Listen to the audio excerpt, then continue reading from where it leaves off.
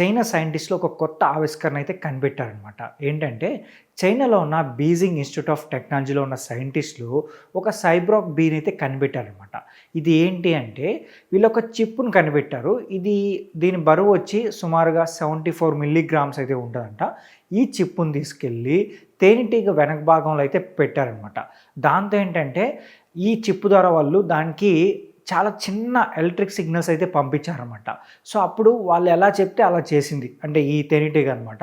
So, అంటే ఇది పూర్తిగా ఇంకా సక్సెస్ అవ్వలేదు. 90% వరకే సక్సెస్ అయింది. సో, ఇంకా దీనిపైన రీసెర్చ్ జరుగుతుందని చెప్పి వాళ్ళైతే చెప్తున్నారనమాట. ఆ తర్వాత అంటే పూర్తిగా సక్సెస్ రేట్ వచ్చిన తర్వాత దాన్ని వార్‌కైతే ఉపయోగిస్తారంట. అలాగే ఆర్మీకైతే అప్పగిస్తారని కూడా చెప్తున్నారనమాట. అంటే ఫ్యూచర్‌లో మాత్రం టెక్నాలజీ అయితే ఈ యుద్ధ రంగంలో చాలా అంటే చాలా కీలక పాత్ర అయితే పోషించబోతుందనమాట. సో, దీనిపైన మీరేమనుకుంటున్నారో కూడా ఒక్కసారి కామెంట్ చేసి చెప్పండి.